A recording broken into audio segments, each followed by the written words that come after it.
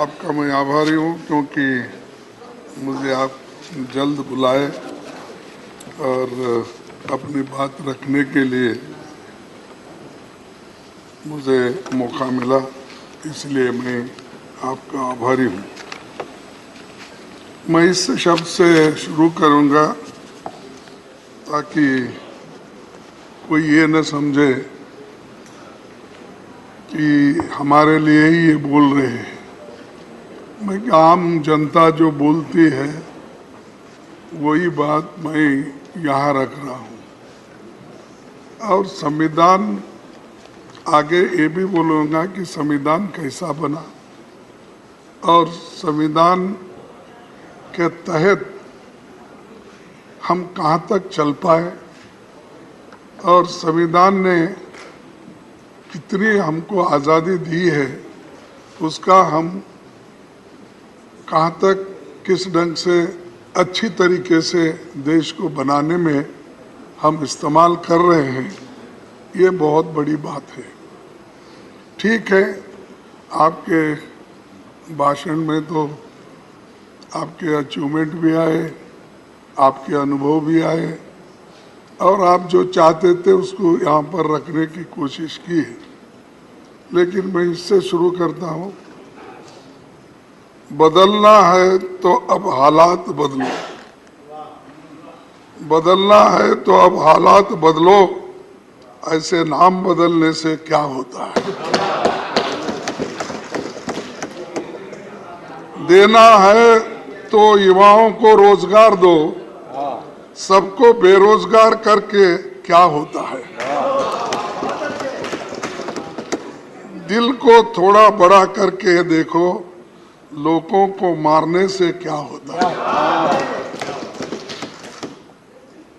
दिल को थोड़ा बड़ा करके देखो, लोगों के मारने से क्या होता है। कुछ कर नहीं सकते तो कुर्सी छोड़ दो। बात बात में डराने से क्या होता है। बात में डराने से क्या होता है।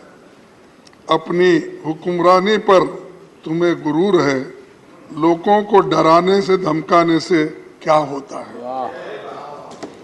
बदलना है तो अब हालात बदलो, ऐसे नाम बदलने से क्या होता है और यहाँ से वहाँ जाने से और क्या होने वाला है। सर, तो सबको गर्व है देश पे और इसीलिए मैं कहूँगा कि जो संविधान आज़ादी के बाद बनी और इस संविधान के तहत हम सभी को चलना है और देश के लिए हम कुछ करना है। और इसमें मैं एक ही बात कहूँगा कि इस पार्लियामेंट्री जर्नी में 75 साल जो संविधान सभा का ये जो संविधान करके हुआ और उसके अचीवमेंट, एक्सपीरियंस, मेमोरीज, लर्निंग्स, इस पे ही हमको बात करना था। तो मैं इसी पे थोड़े शब्दों में बोलूँगा कि एक मेरी भी जर्नी 50 साल में असेंबली और पार्लियामेंट मिलके 52 साल हिस्सा है मेरा भी। लेकिन मुझे यहाँ ज़्यादा समय नहीं मिला, मेरे को वहीं पर रखना पड़ा, बेंगलुरु में ही था। यहाँ बहुत से नेताओं के भाषण सुनने को मुझे कम मौका मिला, सिर्फ ये 14 साल मिले। कहाँ जा रहे हैं?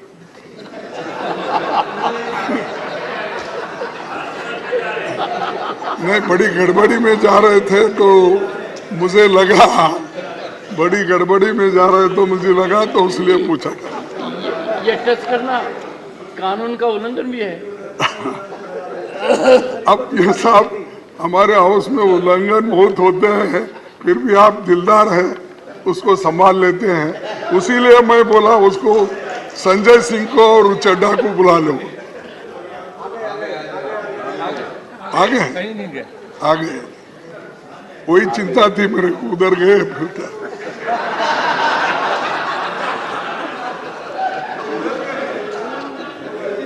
सर,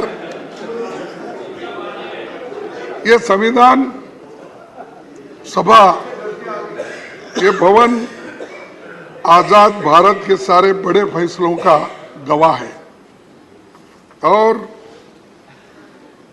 इसी भवन में हमारी संविधान सभा 11 सत्रों में 165 दिन बैठी। उसने 90,000 शब्दों वाला जो संविधान बनाया वो 26 जनवरी 1950 को लागू हुआ। जब नवंबर 1949 को संविधान सभा ने इसकी मंजूरी दी। वहाँ की बहस सुनने के लिए करीब 53,000 लोग आए थे, विजिटर्स, यानी इस मौके पे।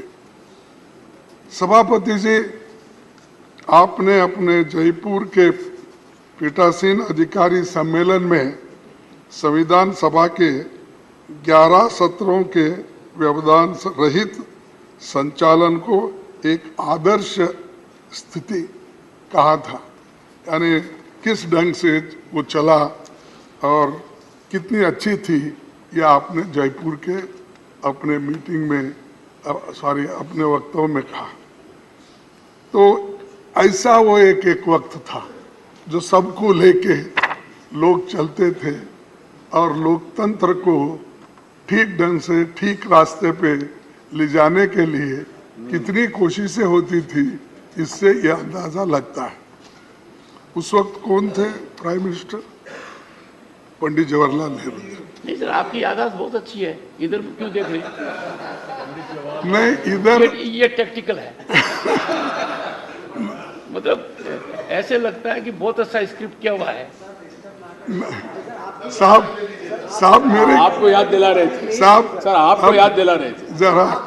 नहीं, संविधान सभा की उसी ने नहीं की सर, नेहरू जी की तारीफ। बिल्कुल ऐसा ही था, क्योंकि तब राष्ट्र की बुनियाद रखने का काम हो रहा था, बुनियाद रखना। और बुनियाद के अंदर जो पत्थर जाते हैं वो दिखते नहीं, और जब वॉल पे आप नाम लगाते हो वही दिखते हैं। करेक्ट।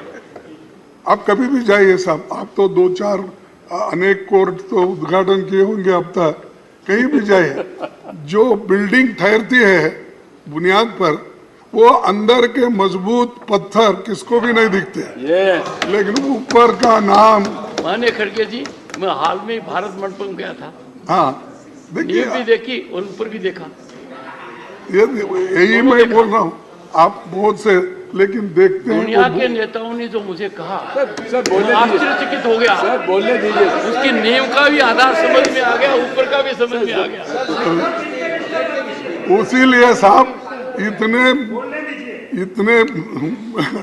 बिल्डिंग्स, आप कौन से भी इमारत बनी होगी, राजे रजवाड़ों के महल बने होंगे, और हमारी पार्लियामेंट बनी, पहले की पार्लियामेंट है, नई है, और कुछ कल जाने में अभी वो दिक्कत है, कौन देखे कौन नहीं दे, हमारी जगह कहाँ है वो भी ढूंढना पड़ेगा। उसमें मैं आपकी मदद करूंगा। अच्छा, और आज ही करूंगा। चलो। सर, संविधान सभा ने चुने गए विभिन्न धाराओं के लोग महान नायक थे, उसमें अपने दौर के महारथी थे। उनका बड़ा जमीनी अनुभव भी था। स्वतंत्रता, समानता, न्याय, मानवीय गरिमा और लोकतंत्र उनकी नसों में समाया था, क्योंकि उसके लिए ही तो वो लड़ रहे थे। इसीलिए संविधान निर्माताओं ने हमें जो संविधान दी है, वही हमें आज भी एक बनाए हुए हैं, और उसी ने राष्ट्र के लिए सशक्त ढांचा तैयार किया है। इसी कारण लोकतंत्र के सिद्धांत और व्यवहार आज जनता के स्वभाव का अभिन्न अंग है। भारतीय संविधान हमारा सबसे बड़ा मार्गदर्शक है। इसी के आधार पर संसदीय प्रणाली के हक में फैसला हुआ और अडल्ट फ्रेंचाइज जो हमको मिला वो सबसे बड़ी बात है, क्योंकि आपको तो मालूम है पहले जब वोटिंग पावर थी 1935 के तो इस एक्ट के तहत जो टैक्स देते हैं, जिनके पास जमीन है, जो पढ़े लिखे हैं, जो इनकम टैक्स पे करते हैं, ऐसे लोगों के लिए ही वोटिंग का अधिकार था। लेकिन हमने जो संविधान बनाया, पंडित जवाहरलाल नेहरू जी और डॉक्टर बाबा साहब अम्बेडकर, वल्लभ भाई पटेल, जितने भी महान नेता उस वक्त इस कॉन्स्टिट्यूंट असेंबली में थे, उन्होंने अडल्ट फ्रेंचाइज दिया। आप लिखो या आप पढ़े हो या अनपढ़ हो, आप गरीब हो या आप अमीर हो, सबको एक ही वोट और उसका वैल्यू भी एक ही। करेक्ट। जो एक बड़ा अमीर आदमी, फर्ज करो अदानी के जैसा, उसको भी एक ही वोट, उसका वैल्यू भी एक ही वोट। लेकिन आज हमारे जो कर्मचारी है, छोटे लोग हैं, काम करते हैं, उनको भी एक ही वोट। ये किसने दिया? ये कॉन्स्टिट्यूशन जो बनाने वाले कांग्रेस के उस वक्त आजादी, जिन्होंने आजादी के लिए लड़े और ये दिलाए और ये ढांचा बना। इसीलिए आज भी अडल्ट फ्रेंचाइज से ये देश जिंदा है, एक है और इंक्लूसिव है। और ये इंक्लूसिव बोले तो थोड़ा सा डर होता है उनको। इंक्लूसिव बोले तो फिर इंडिया, उसको क्या करते हैं छोटा करने के लिए, हमारे नड्डा साहब इंडी बोलते हैं। ठीक है, उसीलिए तो बोलो नाम बदलने से कुछ नहीं होता। इंडी बोलो और कुछ भी बोलो, हम है इंडिया। अरे आप कुछ भी बोलो, हम सब इंडिया। अरे भाई तो, अरे आप क्यों बात करते? बेंगलुरु से आए हैं, चुप बैठो। राजस्थान से बेंगलुरु गए। हमारे नायकों ने बहुत मंथन करके जो संविधान दिया, वो जनता की आकांक्षाओं को खरा उतरा है। बाबा साहब संविधान सभा के अपने अंतिम भाषण में उन्होंने ये कहा था, मैं ये कोट करना चाहता हूं, अगर आपकी इजाजत है तो। इजाजत है? मसौदा समिति का कार्य बहुत ही कठिन हो जाता यदि ये संविधान सभा विभिन्न विचार वाले व्यक्तियों का एक समुदाय मात्र होती। विभिन्न विचारधाराओं के लोगों का एक समुदाय होता। एक उखड़े हुए फर्श के समान होती, जिसमें कहीं एक काला पत्थर होता तो कहीं सफेद, और जिसमें प्रत्येक व्यक्ति या प्रत्येक समुदाय स्वयं अपने को विधिवेता समझता, सिवाय उपद्रव के और कुछ नहीं होता। तो उस वक्त बोल रहे कि इतने सब रहने से उपद्रव के कुछ नहीं होता। सभा में कांग्रेस पक्ष की उपस्थिति ने इस उपद्रव की संभावना को पूर्णतः मिटा दिया, और इसी के कारण कार्यवाहियों में व्यवस्था और अनुशासन दोनों बने। कांग्रेस पक्ष के अनुशासन के कारण ही मसौदा समिति यह निश्चित रूप में जानकर कि प्रत्येक अनुच्छेद और प्रत्येक संशोधन का क्या भाग्य होगा इस संविधान का संचालन कर बैठी। तो ये कांग्रेस के लिए बाबा साहब अम्बेडकर ने कहा है कैसा संविधान बना, क्योंकि उस वक्त इतने डिफरेंट लोग थे, इंटेलिजेंट लोग थे, और एक दूसरे से वो अगर लड़ते भी तो बाहर आकर एक होते थे। वो कभी किसी के ऊपर कुछ नुक्ताचीनी करके बैठते नहीं थे। सर, मैं और एक आपको बात बताना चाहता हूँ कि ये बाबा साहब अम्बेडकर ड्राफ्टिंग यानी संविधान बनाने के लिए कितनी कोशिश की है बहुत लोगों को मालूम नहीं। चूंकि ये कहते हैं ड्राफ्टिंग कमेटी चेयरमैन थे, वो क्या ये क्या, ऐसा बोलने वाले बहुत हैं, क्योंकि कोई व्यक्ति को हम नहीं चाहते। ये खासकर ये हमेशा ये दलितों की हालत होती है, तो जब उन्होंने इतना कष्ट करके रात दिन बैठ के जो संविधान उन्होंने बनाया, इसीलिए उसमें एक टीटी कृष्णमाचारी का एक कहावत अपना स्टेटमेंट है, मैं आपके सामने पढ़ के। संविधान का निर्माण करने वाली चुनिंदा 7 सदस्यों की ड्राफ्टिंग कमेटी में सबसे बड़ी भूमिका डॉक्टर अंबेडकर ने बना। 7 लोगों, इसमें क्या होता, क्योंकि उसके एक सदस्य ने वो 7 में एक सदस्य त्याग पत्र दिया, कितने बचे 6। एक सदस्य का निधन हो गया, कितने बचे 5। जबकि एक अमेरिका चले गया, बचे 4। एक सदस्य रियासत के कार्यों में व्यस्त रहे और 2 सदस्य दिल्ली से दूर थे।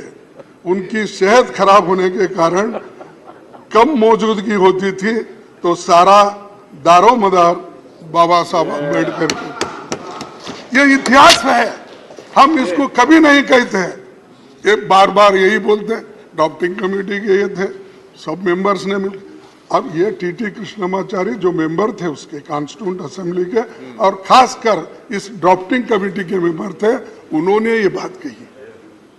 तो एक व्यक्ति देश बदलने के लिए, संविधान को मजबूत करने के लिए, लोकतंत्र को मजबूत करने के लिए और कॉन्स्टिट्यूशन को जीवित रखने के लिए सबसे कंसल्ट करके कंसेंसस जो बनाते हैं, वो किसके जमाने में हुआ, वो कांग्रेस ने किया। उसकी रक्षा के लिए हम लड़ रहे हैं, उसी के लिए हम तैयार हो गए हैं। सब कुछ हम ये नहीं समझते, हम जो कहेंगे वो हमको मिलेगा। हमारा एक सभी का एक इरादा है कि जो चीज इतने कष्ट से, इतने मेहनत से कमाई है, उसको हम गुमाना नहीं चाहते। तो इसलिए सर, आपको और एक यही बात करूंगा कि इसके बाद 1950 में भारत ने जब लोकतंत्र अपनाया तो बहुत से विदेशी विद्वानों को लगता था कि यहाँ लोकतंत्र विफल हो जाएगा, क्योंकि ये करोड़ों अंगूठे छाप लोग हैं। तब ब्रिटिश प्रधानमंत्री, आपको तो मालूम है, फिर मैं बोलने की आवश्यकता नहीं है, फिर भी चर्चिल ने यहाँ तक कहा था, अंग्रेज चले गए तो उनके द्वारा स्थापित न्यायपालिका, स्वास्थ्य सेवाएं, रेलवे और लोक निर्माण का पूरा तंत्र खत्म हो जाएगा, ये चर्चिल ने कहा। यानी इतना अंडरमाइन किया हमको कि ये लोग अनपढ़ है, अंगूठे छाप है, ये लोग क्या करेंगे, डेमोक्रेसी को कैसा टिकाएंगे। लेकिन हमने टिका के दिखाया, हमने इसको मजबूत करा, इसका संरक्षण किया, और बार बार हमको टोका जाता है 70 साल में आपने क्या किया। अरे 70 साल में तो यही किया हमने, इसको मजबूती दी, इसको मजबूती दी हमने, लोकतंत्र को बचाया हमने, और संविधान को लेकर हमने आगे बढ़े। और बार बार आपके पास कुछ नहीं बोलने के लिए, ये बोल तो जाओ, और कितने दिन बोलते जाओ। सर, तब वर्ल्ड वार 2 में, उसके बाद में 7 आजाद हुए देशों में सैनिक तानाशाही थी, फिर भी हमारे लोग मजबूती के साथ इस देश में इस संविधान को टिकाया, डेमोक्रेसी को टिकाया। लेकिन हमारे यहाँ सत्ता का हस्तांतरण गोली या बंदूक से नहीं हुआ। महात्मा गांधी जी हमें जो आज़ादी दिलाए वो सिर्फ नॉन वायलेंस, नॉन कोऑपरेशन से, और इसीलिए हमारी जो संविधान में हमारी जो आदर्श हमारे सामने हैं, उनके वजह से आज सभी लोग इसका पालन करते हैं और इसको आगे ले जाते हैं। दूसरी बात मैं कहूँगा कि इस भवन में 75 सालों के दौरान देश की किस्मत बदली है और देश की सूरत बदलने वाली तमाम कानूनें यहाँ बनी हैं। जमींदारी एबोलिशन, छुआछूत मिटाने का, ओबीसी का आरक्षण के लिए कानून यहाँ बने, यहाँ तक कि ईडब्ल्यूएस के भी बने। सभापति जी ने, मैं पहले प्रधानमंत्री नेहरू जी का खास तौर पर जिक्र करना चाहता हूँ। उनका मानना था कि संसद तभी तक प्रासंगिक है जब एक समय की बदलती जरूरतों के मुताबिक निरंतर विकसित गतिशील संस्था बनी रहती है। तेजी से बदलाव के दौर में संसद की तेजी से काम करना होगा, ये नेहरू जी का कहना है। तो हम तो कोऑपरेट कर रहे तेजी से काम करने के लिए, लेकिन कभी कभी झगड़े की बात ही ज्यादा होती है। सर, नेहरू जी के पहले कैबिनेट में कैसा, यानी मैं ये बता रहा हूँ कि कैसे डेमोक्रेटिक वे से पहले चलती थी। नेहरू जी के कैबिनेट में वो सबको अपने साथ लेके चलते थे। उन्होंने जो पहली कैबिनेट बनाई उसमें सबसे योग्य लोगों को शामिल किया। जो कांग्रेस में नहीं थे वैसे 5 लोगों को शामिल किया। साहब, उन्होंने तो 5 अपोजिशन के लोगों को शामिल किया, उनसे सहमति नहीं होती थी उनको किया।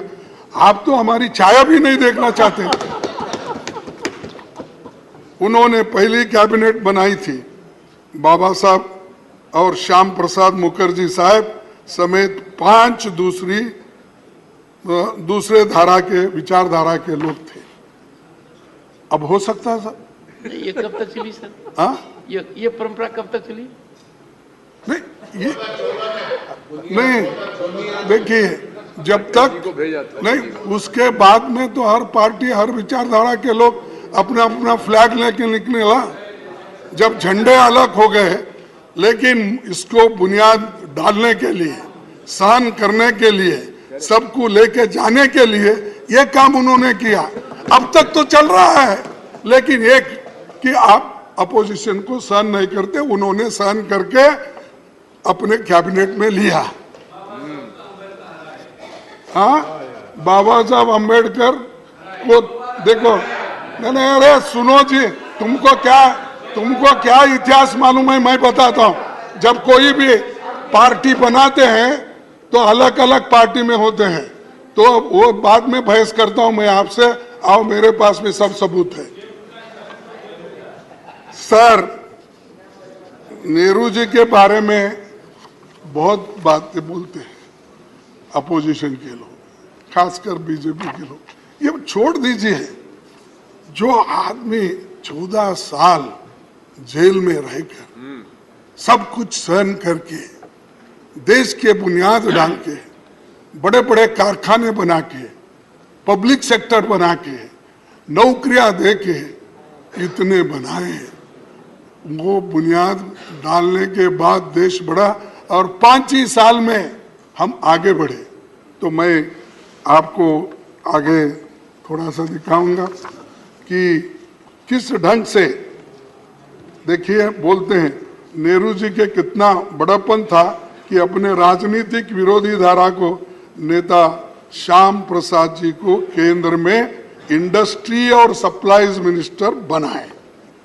नेहरू जी संसद का बहुत सम्मान करते थे और अक्सर अपने सहयोगियों को और युवा सांसदों के लिए एक उदाहरण के रूप में उन्हें डिबेट्स के दौरान धैर्यपूर्वक बैठकर सुनते थे, धैर्यपूर्वक बैठकर सुनते थे। अब अंदर भी नहीं आते, वो तो धैर्य के अनुसार सुनते थे, लेकिन यहाँ अंदर भी नहीं आते प्राइम मिनिस्टर। दर्शन नहीं मिलते होते। हाँ, अब दर्शन तो हमको क्या क्या भगवान है क्या दर्शन नहीं? तो हमारे को या कम से कम डेमोक्रेटिक तरीके से आने के लिए बोलो, थोड़ा गोयल को भी रिलीफ मिलेगा। नहीं तो हर बात को डिफेंड करना पड़ता है, वो गोयल जी उठना पड़ता है। थोड़ा उनको जरा बिठा के प्राइम मिनिस्टर जरा बोले, अरे हम भी बोलेंगे हमारे प्राइम मिनिस्टर आए हैं, देखेंगे इस बार के बहुत दिन हो गए उनको देख के। तो अगर कोई पूछेगा तुम्हारे प्राइम मिनिस्टर कैसे है, बोले तो हम मैं क्या बोलूं, अपोजिशन लीडर हूं। तो ये सर, ये इसलिए कह रहा हूं कि एक संसद को जानकारी,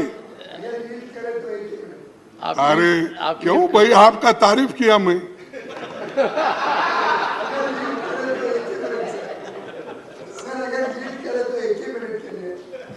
जब प्रधानमंत्री जी यहाँ पे आते हैं तो आप लोग बाहर चले जाते हो। नहीं, अब ऐसा है, जब वो नहीं, वो जब वो आते हैं हम बाहर चलते हैं ना, तुम पहले ही भगाते हो हमको कुछ कह के, झगड़े निकाल के। चलो छोड़ दीजिए। नेहरू जी, अरे सब मालूम है आप कहाँ बिठाते, कैसा करते। सुनो, अब नेहरू जी महत्वपूर्ण मुद्दों पर लगातार विपक्षी नेताओं से मिलते रहते थे। प्रमुख मुद्दों पर बहस के दौरान सांसदों की बातें ध्यान से सुना करते थे। नेहरू जी ने तो यहाँ तक कहा था, मुझे इस सदन की शक्तियों से ईर्ष्या है और मैं नहीं चाहूंगा कि कोई उन शक्तियों को सीमित कर दे। यानी इतना बड़ापन, मैं किसी को सीमित करना नहीं चाहता, सुनना चाहता हूं, सबकी ओपिनियन लेना चाहता हूं। तो ये बात उन्होंने कही। आज क्या होता है, कोई सुनने के, हमारे को सुने तो भी हमारी बात सुनने के लिए कोई नहीं आते, तो बार बार यही कहते हैं कि अब उन्होंने कहा, नेहरू जी के विचार था, मजबूत विपक्ष न होने का अर्थ है व्यवस्था में महत्वपूर्ण खामियां हैं। अगर मजबूत विपक्ष नहीं है तो वो ठीक नहीं है, नेहरू जी का कहना। अब तो मजबूत विपक्ष है तो उसको ईडी, सीबीआई कमजोर कैसा करना, कमजोर कैसा करना इधर है। अगर कोई है भी है, इमीडिएटली उसको लेना, कमजोर करना, फिर वॉशिंग मशीन में डालना, क्लीन होके बाहर आ, वहीं पर परमानेंट है। सर, लेकिन आज क्या हो रहा है ये सब देख रहे हैं। संसद में पीएम साहब कभी कभार आते हैं, जब आते हैं तो इवेंट बनाकर चले जाते हैं। मणिपुर साहब, आपको तो मालूम है 3 मई से आज तक दंगे चल रहे हैं, आज तक लोगों को मार रहे हैं, घर जला रहे हैं, आज एक मर गया। तो कितने, इसके बारे में एक स्टेटमेंट दो। हमने इतनी कोशिश की साहब, जरा आप, कोशिश तो मैंने की थी। नहीं आपने की कोशिश थी, तो मेरी तरफ से थी सब, नहीं कि हर हालत में चर्चा हो, नहीं आधी रात तक चर्चा हो। बोलने दीजिए सर, शक्ति जी। नहीं आप, अरे भाई तुम क्यों ये उनको इरिटेट करते हो? सर, आप तो कोशिश किए, लेकिन आपके बातों को भी वो नहीं मानते। ये मुश्किल है ना। आप हमको बोलते हैं, उसीलिए हम बार बार आपके तरफ देखते हैं। तो जब हम आपके तरफ देते हैं तो फिर आप उनके तरफ देखते हैं। नहीं नहीं तो इसलिए खड़गे जी मैं मजबूर नहीं हूँ, मजबूत हूँ। आप मेरी मजबूत बात को मानते तो नहीं साहब। लोकसभा से पहले चर्चा होती, ज्यादा नहीं। सार्थक चर्चा होती। अरे मैं साहब मणिपुर डेमोक्रेसी पर में प्रधानमंत्री और गृह मंत्री ने लोकसभा में कहा, मैंने बड़ी कोशिश की कि इस सदन में व्यापक चर्चा हो, आपने होने नहीं दी सर। नहीं नहीं आपने नहीं होने दी। ये देखिए 267 सर 267 ये देखिए ठीक। अरे वो बात गई, जाने दो, बात गई है और रात गई कुछ सर नंबर में नहीं आते। लेकिन आज क्या हो रहा है इम्पोर्टेंट बात। ये सब देख रहे हैं सर। वो देश के कोने कोने में जाते हैं लेकिन मणिपुर क्यों नहीं जाते? सर पहले आपको शिकायत थी कि वो आपकी कॉन्स्टिट्यूंसी में क्यों गए? नहीं बोल, आपने यहाँ पर कहा था।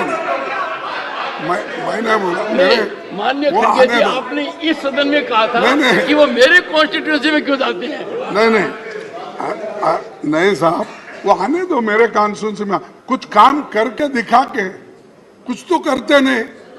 लेकिन खैर डेमोक्रेसी में हार जीत तो अलग है, लेकिन आते हैं तो इवेंट बना के चले जाते। मैं चाहता था वो गुलबर्गे में एक डिवीजन बने, मैं चाहता था वहाँ एक फैक्ट्री मैंने बनाया था उसको शुरू करे, मैं चाहता था वहाँ पर सेंट्रल यूनिवर्सिटी है वो कुछ इम्प्रूव करे। और कहाँ हमारे यादव साहब कहाँ है, हमारे लेबर मिनिस्टर, उनसे तो मैं आते जाते नमस्ते करता हूँ, साहब मेरा क्या हुआ, एक एम्स बना के दो। वहाँ बहुत बड़ा हॉस्पिटल बना है, तो वो उनके कंट्रोल में है। उन्होंने क्यों उसको इंटरेस्ट नहीं ले रहे? जब तक मोदी साहब का परमिशन नहीं मिलता तब तक वो नहीं देंगे। मेरी मुश्किल ये है कि आप सरकार के ऊपर, सरकार को क्यों रिक्वेस्ट नहीं करते? रिक्वेस्ट नहीं भाई, दबाव डाले तो भी नहीं कर रहे। और आते जाते मैं समझता 50 सलाम तो हो गए होंगे मेरे याद से। 50 सलाम। हाँ 50 मेरे बाजू में है ना। फिर तो ये ऐसा, और अच्छी बिल्डिंग है, उन्होंने खुद देखे हैं, देखकर। खैर जाने दो, हमारी किस्मत अच्छी नहीं, मेरे लोगों की किस्मत अच्छी नहीं। वहाँ के लोग पहले ही बैकवर्ड है और भी उनको दूर रखे हैं। तो ये मणिपुर को जाना था, वहाँ पर उनके दुख दर्द को देखना था, लेकिन किसी वजह से वो जा नहीं सक रहे। लेकिन इससे ये अच्छा नहीं हो। सर सभापति जी, अटल जी ने अपने कार्यकाल में 21 बार बयान दिया। अटल जी ने अपने कार्यकाल में 21 बार बयान दिया 6 साल में। डॉक्टर मनमोहन सिंह जी ने 30 बार बयान दिया। केवल हमारे मौजूदा पीएम साहब ही ऐसे हैं जो सदन में 9 सालों में कस्टमरी बयानों को छोड़ के केवल 2 बार बोले। ये डेमोक्रेसी है साहब। अब इसको क्या कैसा सुधारते, मैं आपको ही छोड़ देता हूँ। सर दूसरी, सर थोड़ा सा ज्ञानवर्धन कीजिए, ये कस्टमरी बयान कौन सा होता है? हाँ कस्टमरी बोले तो ये अपने राष्ट्रपति जी का, ये जो ऐसे इश्यूज रहते ना, कस्टमरी नहीं सर, बोलना ही चाहिए। सबसे उस वक्त महत्वपूर्ण तो वही है। नहीं, दिग्विजय सिंह जी, ये महत्वपूर्ण मुद्दा है कि यदि अगर प्रधानमंत्री उन कस्टमरी मुद्दों पर बोलते हैं तो कितना आवश्यक है। I am not in defence of anyone, but I am on hard facts. Sir debating is not. मैं तो समझता था कि माननीय खड़गे जी को शिकायत होगी कि प्रधानमंत्री जी इतना ज्यादा क्यों बोलते हैं लोकसभा में, राज्यसभा में। साहब नहीं साहब, सुनो नहीं साहब, I will ask the secretariat नहीं have full update on this and No. inform leader of the opposition नहीं in next 3 नहीं, days. आप अपने स्टाफ को पूछिए अटल बिहारी वाजपेयी 21 बार बयान दिए।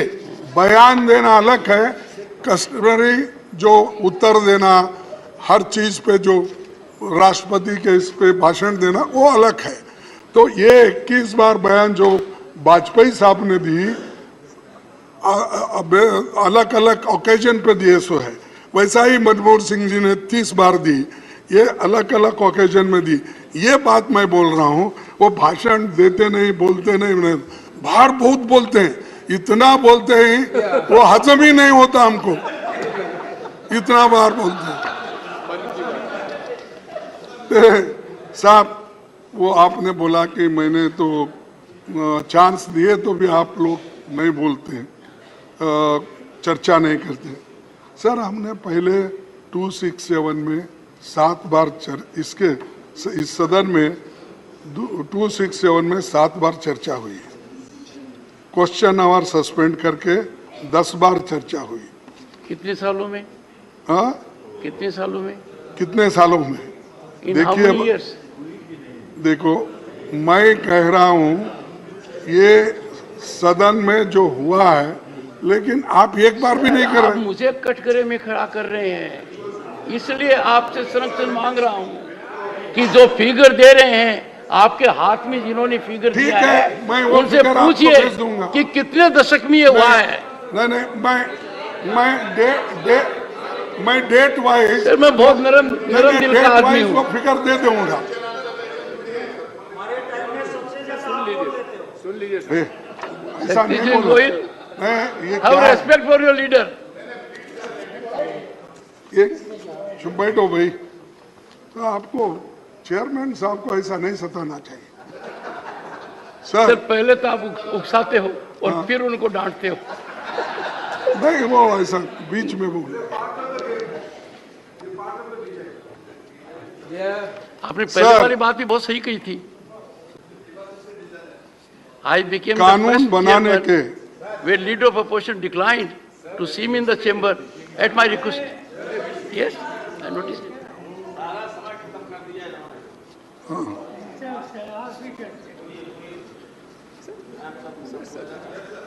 सर, संसद और विधानसभा जनता की सर्वोच्च प्रतिनिधि संस्थाएं हैं, जिनके माध्यम से जन आकांक्षाओं को अभिव्यक्ति मिलती है और बदलते समय में जनता की अपेक्षाएं बढ़ रही है। लिहाजा सदनों में स्तरीय चर्चा होनी चाहिए। इन चर्चाओं को पूरा देश लाइव देखना चाहिए। इसको जरा ठीक करिए। अब तो मेरा दिख रहा है, बाकी के वक्त तो किसी अपोजिशन का आता ही नहीं ज्यादा। वो जरा क्या कंट्रोल हमारे गोयल साहब करते हैं और फोन करते हैं, मुझे मालूम नहीं, लेकिन वो बोल दीजिए।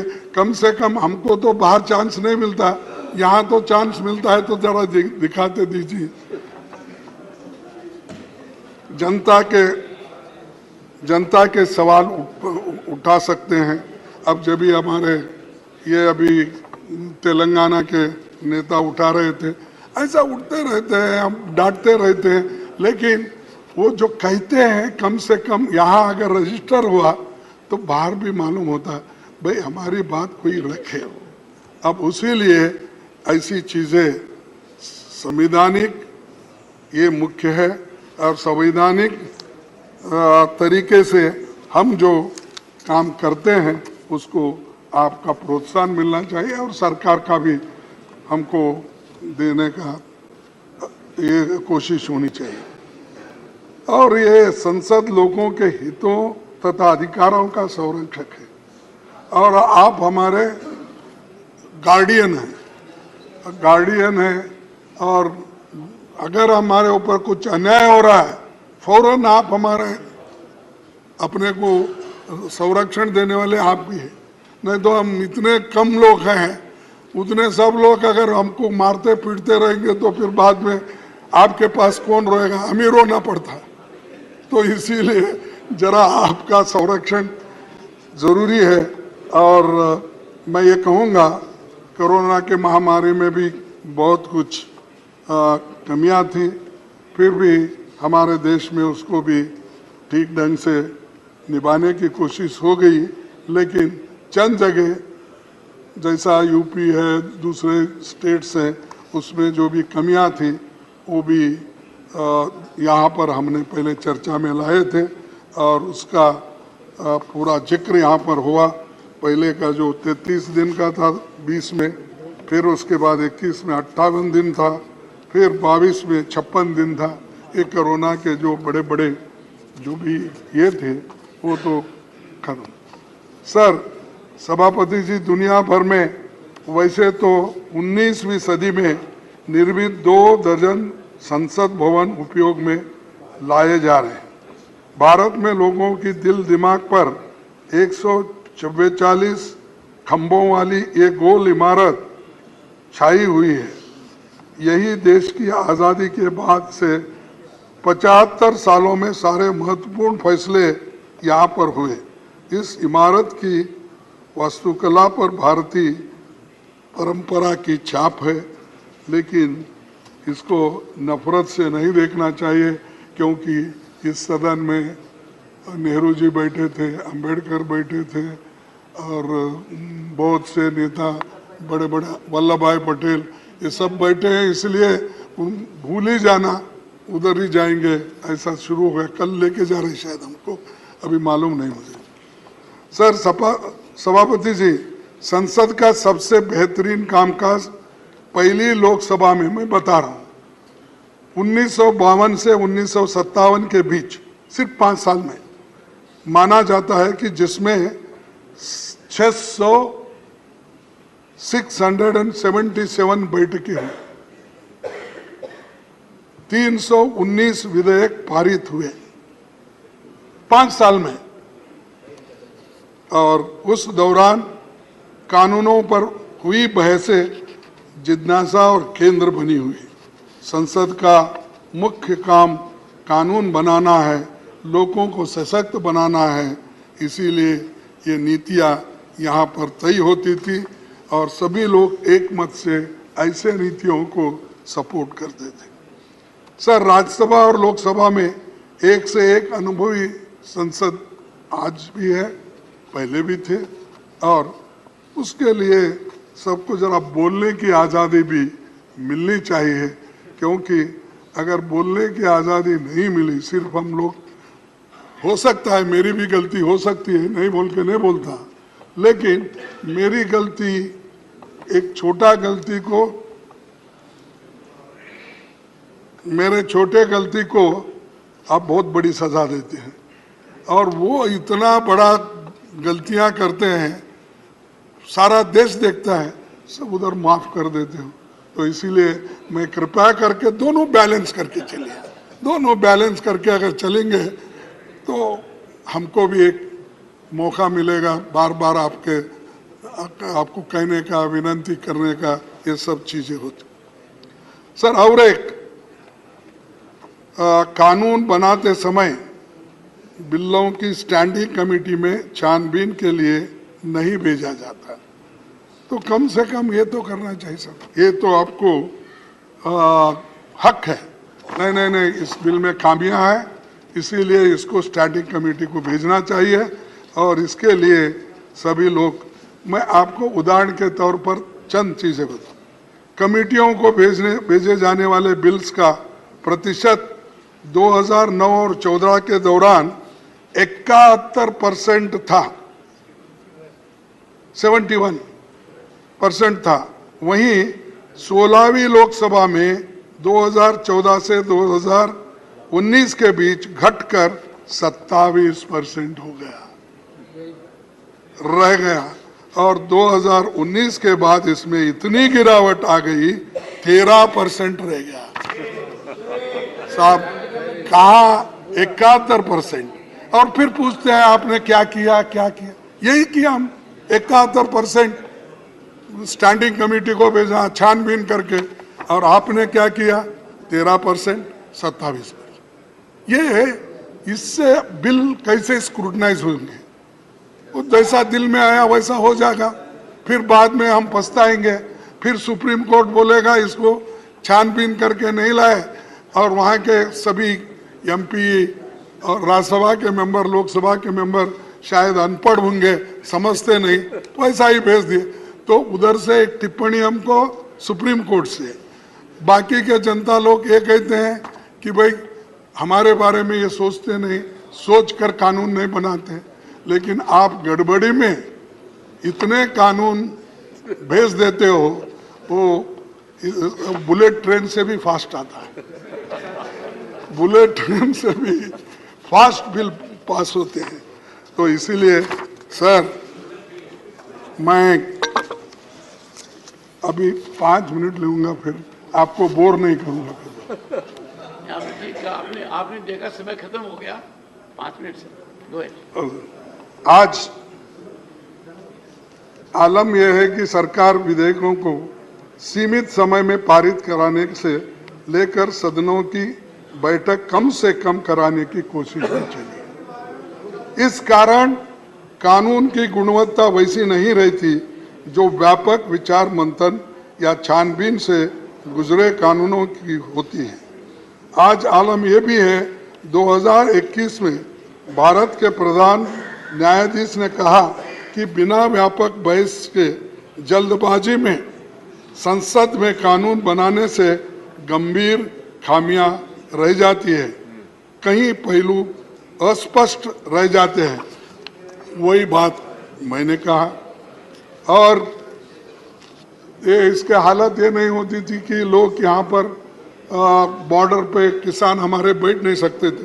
3 कृषि कानून ऐसी जल्दबाजी में किए कि वो तीनों कानून फिर बाद में एजिटेशन होने के बाद ठहरना पड़ा। तो ये ऐसे करने से किसान भी है आज हमारे ऊपर नाराज है कि पार्लियामेंट ऐसा क्यों करती है।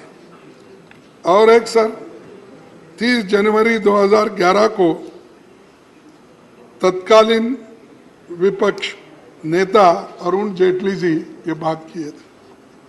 संसद का, क्योंकि हमारे को बार बार वो बोलते हैं आप गए, भाग गए, नहीं सुने, ये बोलते हैं। लेकिन हम जब अपनी बात रखने की कोशिश करते हैं, हम ये नहीं कि किसी से झगड़ा करना, डिस्टर्ब करना, शांति के साथ जब अपनी बात को नहीं रख सकते तब लोग हमारे इरिटेट होते हैं कि हम इतनी कोशिश करके लोगों के मुद्दों को आपके सामने रखना चाहते हैं, मौका नहीं मिल रहा। ये होता है, किसी से दुश्मनी नहीं है, हम सब एक ही है और सभी मिलके ही देश के भलाई में सोचते हैं। तरीके अलग अलग होंगे। सर, राज्यसभा में इस जगह बैठते थे तत्कालीन नेता विपक्ष अरुण जेटली ने 30 जनवरी 2011 को कहा था, संसद का काम है चर्चा करना, लेकिन कई मौकों पर जब मुद्दों का अनदेखी होती है तो अवरोध पैदा करना लोकतंत्र के हित में होता है। मैं और एक बार पढ़ूं सर, आगे पढ़ो। अच्छा, होती है, अवरोध पैदा करना लोकतंत्र के हित में होता है, लिहाजा संसदीय अवरोध को अलोकतांत्रिक नहीं कहा जाता, नहीं कहा जा सकता। तो ये उन्होंने जो सिखाया वही काम जब हमारे तरफ से होता है हमारे को ठोकते जाते हैं। तो सर, ये जो अवरोध पैदा करना लोकतंत्र के हित में होता है, लिहाजा संसदीय अवरोध को लोकतांत्रिक नहीं कहा जा सकता, ये उनकी बातें हैं। और मैं ये भी आपको कहूँगा कि उस हाउस में सुषमा स्वराज भी यही बात कही थी, संसद को न चलने देना भी अन्य तरीकों की तरह लोकतंत्र का एक रूप है। तो ये सारे चीजें वहीं से आए। और मैं आपसे ये विनती करूंगा कि खास करके दिग्गज नेताओं को यहाँ पर जो उनके बारे में उनको जो समय देना चाहिए। और मैं और एक छोटी सी बात 2-4 रख के मेरे भाषण को खत्म कर दूं। विपक्षी नेताओं के कई प्रमुख तथ्यों को सत्ता पक्ष की मांग पर कार्रवाई से बाहर निकाला जाता है। और उसके लिए ही मैं आपको पहले आते ही विनती किया, छोटी मोटी चीज़ें जब होती है, आप तो ऊपर हैं हम सबसे, हम नीचे हैं, तो हमारे ऊपर पहला हाथ आप ही का आता है, क्योंकि हम नीचे रहने से। तो ये जो है सर, आज तो आपका पूरा अटैक मेरे पर ही है। आप मूल मुद्दे से भटक गए। नहीं, आप खुद देखेंगे कि आपने क्या कहा है अब तक, विषय से बिल्कुल भटक गए सर, नहीं, दूर दूर तक चले गए। साहब, ये तो मैं समय और देश की जनता उम्मीद करती थी कि यहाँ से ऐसा मैसेज जाएगा Uncharitable. कि आगे का रास्ता कैसे होगा। जैसे देखो साहब, एक मैं सेकंड, एक सेकंड, आपने खड़गे जी कहा, कौन बोल रहे हैं? You must learn to be decorous. He has yielded. He has yielded. पहली बार सदन में कुछ डेकोरम हो रहा है तो परेशानी क्यों होनी चाहिए?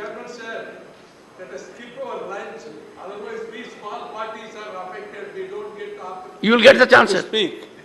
You are a very senior member. You will get the chance. Sir, I agree. We may skip the lunch at Michael Saab's request. Good idea. It's a good idea. But that I will do at 1 o'clock. That I will do at 1 o'clock. खड़गे जी, मैं माननीय सदस्यगण को appeal करूंगा, और लगातार मैंने ये बात कही है और गहन चिंतन और मंथन के बाद कही है कि कब तक हम पास्ट प्रेसिडेंट को लेकर हाउस को डिस्टर्ब करते रहेंगे, कब तक हम डिस्टर्बेंस को जस्टिफाई करते रहेंगे। आप अंदाजा लगाइए खड़गे जी, मेरे पर क्या बीत रही होगी जब आप बोल रहे थे कि मुझे बोलने नहीं देते हो। मैं इतना आकलन करता हूं और दुखी होता हूं कि जहां पार्टिसिपेशन हो सकता था वहां आप लोग थे नहीं। मतलब आप अंदाजा लगाइए, if leader of the opposition would rise on this critical occasion to sanctify disturbance, disruption. आपने खुद कॉन्स्टिट्यूंट असेंबली को कोट किया है, वहां तो कभी नहीं हुआ। So why are you commentating on his speech? Jairam ji, Jairam ji, Let him finish. this is not a good habit. Let him finish. No, you are a victim of this habit. Let him finish. Don't have this habit. Don't have this habit. No, this is not a. When the honorable LOP has yielded, why are you being super LOP? Because you want to listen. You can't be. He doesn't need assistance. You want to listen to him. No. You want to listen to him, but it is regulated by the chair. Otherwise, come and sit here and control it. Sir, I have no desire. Every time, I have no desire to sit there. I even have if you desire to have, listen to him. even if you have, there is a mechanism. Sir, you are constantly No, interrupting him, sir. please, take your. So, माननीय खड़गे जी, this is a rare historic occasion where after taking note of 75 years, we are required to unfold a vision for next 25-50 years. Sir, exactly. I know it. I know it what he knows. And in the entire discourse, you have focused on two things, sir. I find it. There is debate between you and him, sir. This is the problem. There is no freedom of debate between me and you, sir. This is the problem, sir. Allowed to speak. The problem is. Allowed to speak, sir. The problem is when there is time to participate, I have seen absence. The problem is when an issue has to be debated, discussed, deliberated, you have walked out of the house. Problem is the chairman. Sir, this is wrong. This is wrong from your part, sir. Sir, this is completely wrong. You are misleading, sir. You are misleading the house. Sir, don't do that. You are misleading the house. You are misleading the house. This is totally wrong. It's a very partisan attack. Remark from you, sir. Sit down. Sir, please I explain your have own said, statement. one second, I request you to one explain second, your own Jairam, statement. take it. Sir, please Everybody is explain your own cooperating today. statement. Take it. You are misleading the house, sir. No. You're not debating here, Sir, you are not debating here. Sir, let him speak. Digvijay जी, दिग्विजय जी, एक please, अरे आप बैठो यार. Sir, let him speak. Digvijay ji, with my modest understanding, I can tell you, and I am a great judgment of myself. I self-judge. I can tell you, I am not a stakeholder in politics.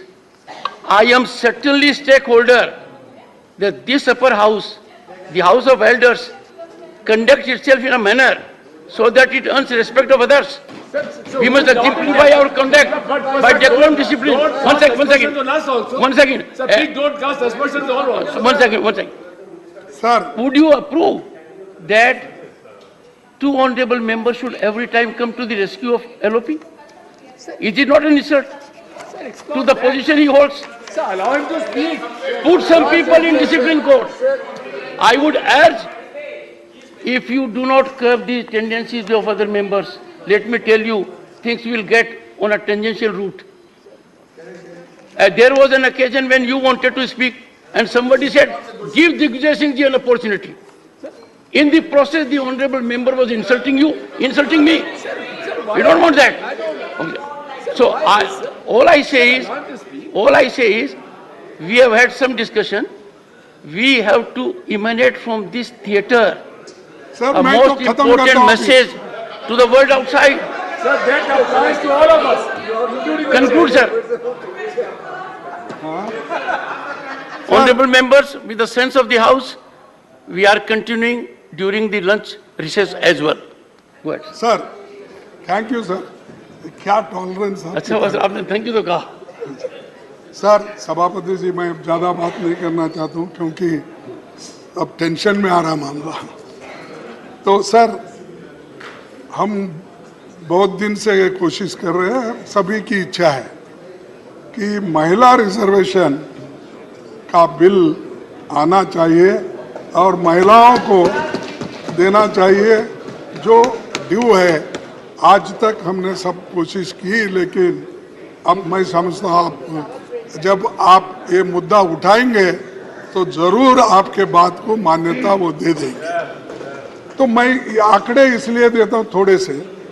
Sir सभापति जी, दुनिया बदल गई है.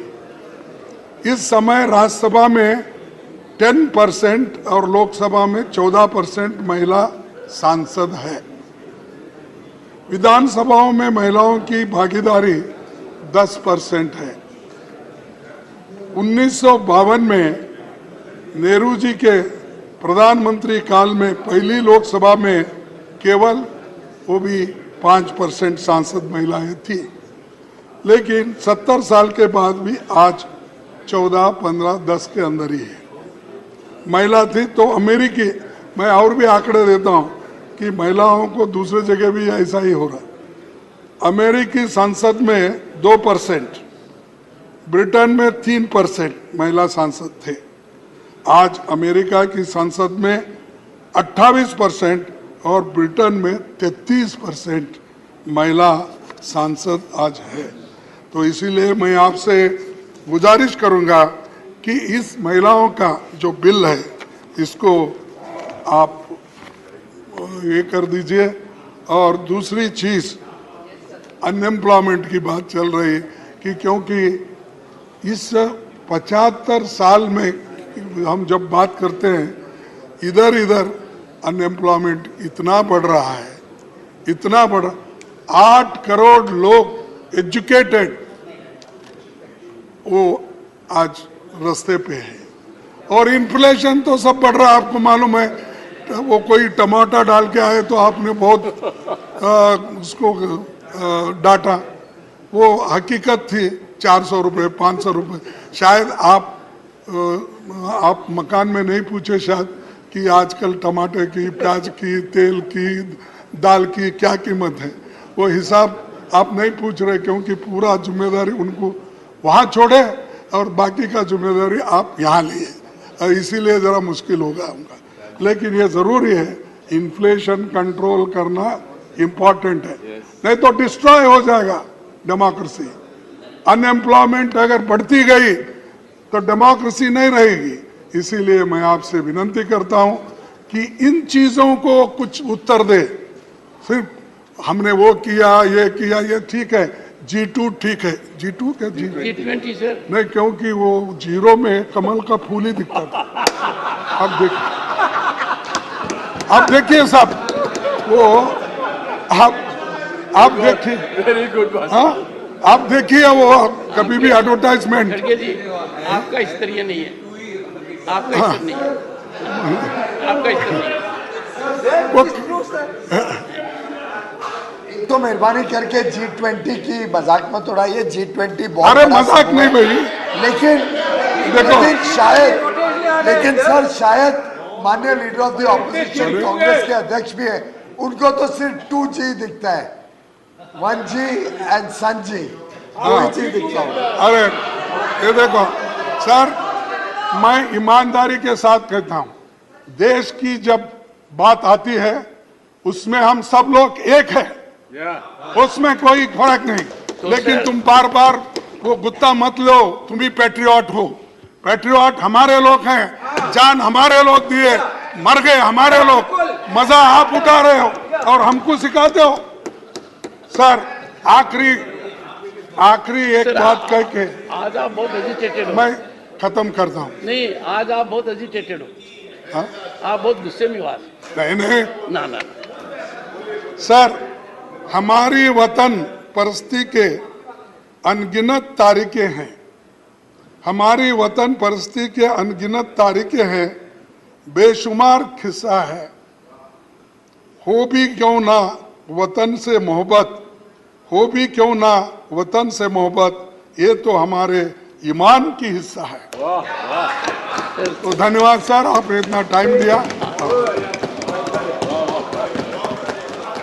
आपने खड़गे जी, आपने आज पढ़े शुरू में और आखिर में, और पहले भी पढ़ा था तो माननीय वेंकैया नायडू जी का फेयरवेल था, और आपने कहा मौसम कैसा होगा, कितना सताएगा।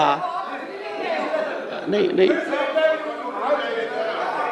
उसी आज का आपका एटीट्यूड देने के बाद रियली मौसम फिर जो पीछे गया, पहले का जो था वो आ गया। Honorable members, Honorable LOP has reflected. I would again appeal to everyone. It is not a time for us to be agitated. We have to send a message from this place how our Bharat will move for next several decades. And therefore, when we make light of certain things like G20 can't be reduced to G2 and then Lotus. One second. The world order has been defined. For the first time, G20 has been so impactful that global order has been defined. Inclusion of African Union is being globally applauded. कहीं वो मत डालना, मैं इसलिए मैं जो वहाँ photo डाले हैं उनकी बात कर रहा हूँ। G20 का, मैं भी G20 में शामिल हो गया, लेबर मिनिस्टर के हैसियत से 10 G20 मीटिंग में गया, अमेरिका गया, इटली गया, ऐसा कभी नहीं देखा होगा आपने। ब्राजील गया। लुला का जो उस वक्त, आज आपने हैंड ओवर किया लुला को, हैंड आउट नहीं, वो पहले प्राइम मिनिस्टर थे। तो मुझे मालूम है कैसा रेस्पेक्ट देना। देश के बारे में मैं पहले ही बोला, देश के विषय में, देश का जब भी कोई ये आता है, हम पहले लोग हैं उसके लिए सर के ऊपर रखते हैं। माननीय खड़गे तो जी, इसीलिए आप ये मत बोलिए, जो लिखा हुआ बोर्ड है वो बोल रहा हूँ। नहीं देखिए माननीय खड़गे जी, मेरे को भी सौभाग्य मिला दुनिया के नेताओं से चर्चा करने का, and how proud I felt the world